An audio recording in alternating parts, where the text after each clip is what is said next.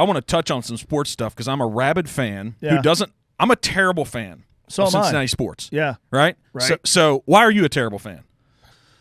I don't know. That's a good question. You want me to say why I'm a terrible fan first? Yeah, please. Yeah, I'll And see then if you I can- can come up with okay. an answer for you. Because I'm that guy when the Bengals are 4-3. Yeah. And we just came off of beating the Falcons, and probably, and I'm not an expert like you, but that game felt like we dominated Wait, you think I'm an expert? Yeah, I do think you are. Compared to this room, you are. And everybody talking. We have a bunch of UK fans. We're on the south side of the Cincinnati. Of the Ohio. I can respect that. You get Sure, it, right? Yeah. So I felt like coming out of the Falcons game that's the most dominant they looked all year, right? And then we're pumped. We're going in and playing a 2-5 Cleveland Browns team. Nobody has any respect. Deshaun's there. We got Jacoby Brissett. I didn't have any respect. I'm like, this is in the bag. Yeah. We got this. So I feel like the whole season's worthless now.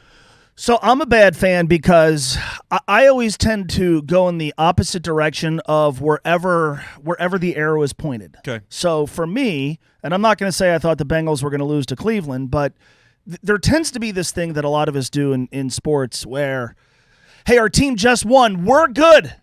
And it doesn't work that way. Like, look at the baseball the other night, right? Baseball and football, dramatically different sports. Philly bangs out 5 homers, Game 3 of the World Series. And every writer in the country is like, see, we underestimated Philly. Look at that home crowd. Series might not go back to Houston. The next night, the Astros throw a no-hitter. And so football is not that dissimilar in that regard, that just when you think, like the Carolina Panthers are here this weekend, right? 2 weeks ago, they're tanking. They don't have McCaffrey. They fired their coach. They should have won their last 2 games. It's idiotic that we have celebration penalties in sports. They should have beaten Atlanta. Now they come to town with a head of steam, a measure of momentum. But the Bengals lost, and so, there's no way they cover the spread. Now they're in danger of losing. So I'm kind of a bad fan because right when everybody's about to jump ship, I'm waiting for the turn. Right? Which always happens in sports.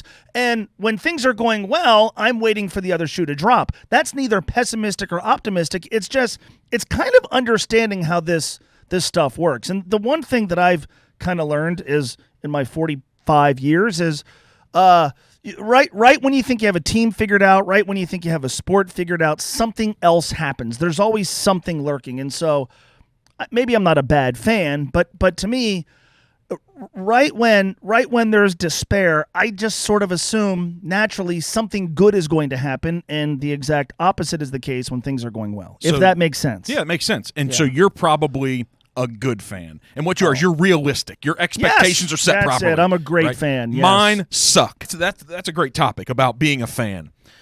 Take any sport. Take the NFL. What are the 32 teams? Is that correct? So there's only one that's going to win the Super Bowl every year. We went through it last year. That was an amazing run that the Bengals were on. Incredible. How they won they shouldn't have won any of those playoff games. For me being a fan, it's like, wow, man, there's a lot of things that could have gone the other way. Sure. And it's awesome how that came together. But I said when I was sitting there and we're in the fourth quarter and that feeling as a fan, it's like, wow, this didn't go in the right direction. They lose 23-20. Was that okay. Yeah. I'm like, guys, this ain't going to be easy to do again. Yeah. And so I hate it as a fan. This is me.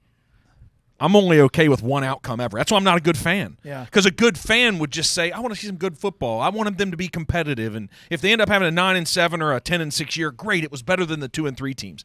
At the end of the year, I'm not satisfied. So for me, I don't have a hard time reconciling multiple truths with each other. So I was lucky enough to be at the game. Okay. And as soon as it ended, I said, who knows when you're going to be in that position again? Who knows? And for the chips to fall that way again.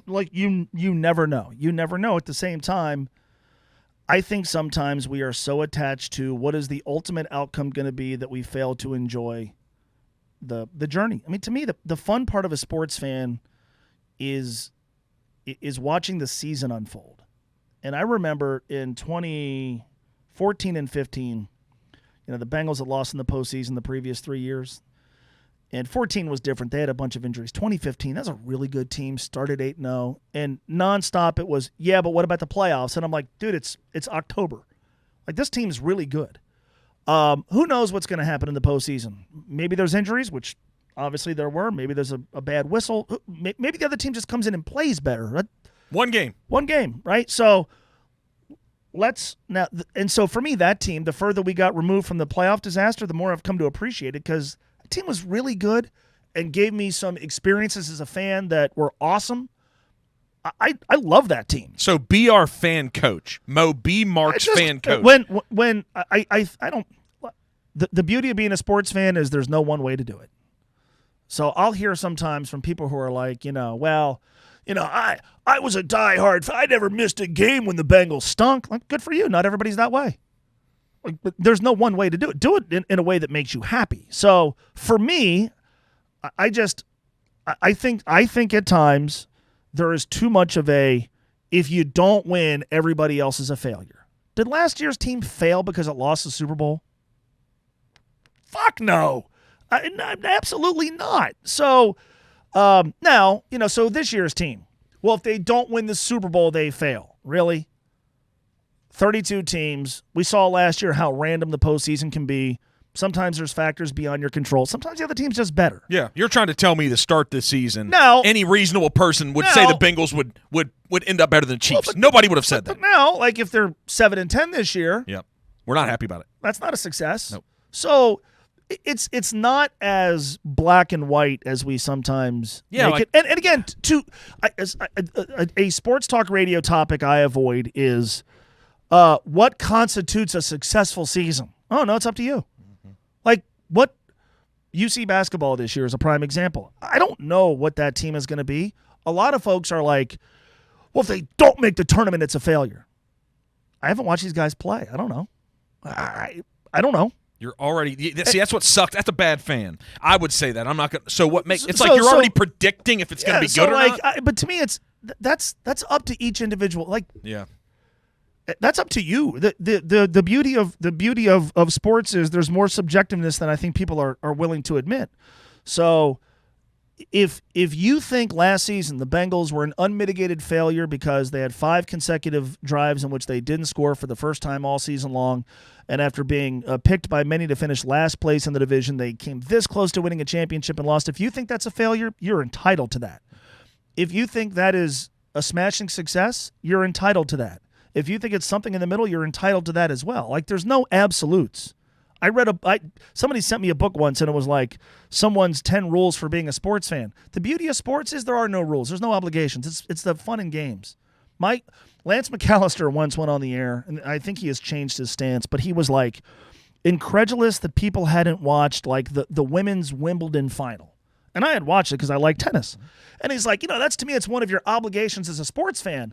And I remember I called his show, and I'm like, dude, this is sports. There's no obligations.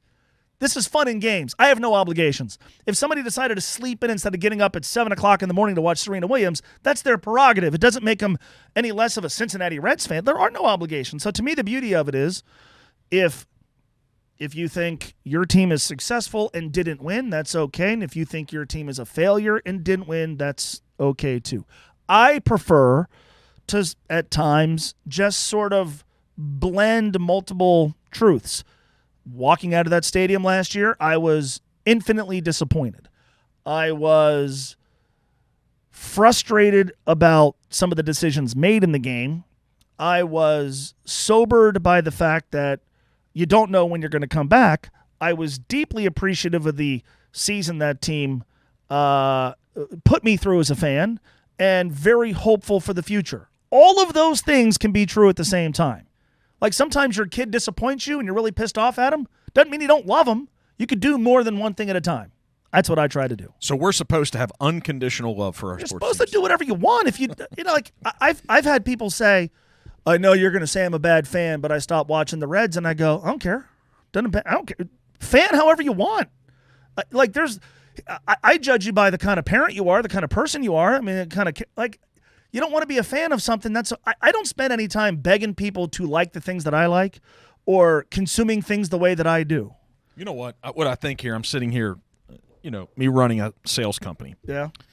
I'm like, man, there's correlations about the world we're in. I won't touch on any of that stuff. Yeah. But that's probably an awesome approach that we should take to life. And I'm not trying to get too philosophical, but I'm sitting here saying, if all of these crazy passions that we have around this ideology about everything, if we took that approach that you just talked about, quit trying to impose your thing on everyone else. My worldview is best.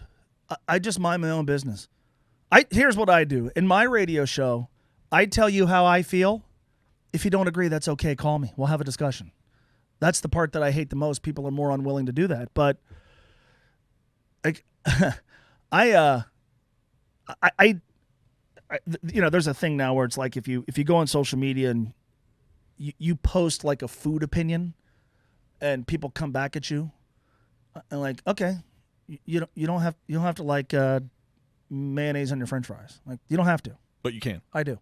I actually personally don't, but if you do, that's okay. Like, I spend less time on.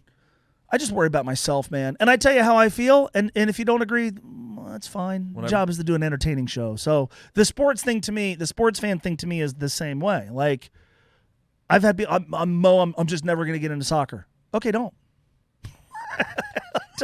Or like, I'm done, Has this evolved? This perspective, because it's a very grown-up, mature perspective. Well, it's the only time anybody's ever said my perspective is mature, but yeah, sure. I mean, I didn't say it's right mature. When I was a kid, Yeah. I thought everybody should agree with me, and anybody who didn't was an idiot. And you're not watching. In the '90s, I grew up in the '90s with the Bengals. Like, well, one day they're going to be good, and I'm going to like you weren't there, and it's not going to matter as much to you. Now I'm old. It's like, let people just do what they want, man. And so if. Again, the whole like being a bad fan thing, if the Reds are terrible right now, and I know fans aren't watching and paying attention, if they're good in a few years, if those people are at the ballpark every night, what am I going to say to them? Well, you weren't there in 2000. Like, no, I'm like, I hope you're having fun, man. I get it. I understand. I just worry about myself. Yeah, it's tough to go through. More people should just worry about themselves. Honestly, guy, like it sounds selfish. I have friends of mine who get frustrated with me. I'm like, I just worry about me. You don't like it? That's your. They still come that's around, your problem. don't they? So they're still most friends. of them, thankfully, yes.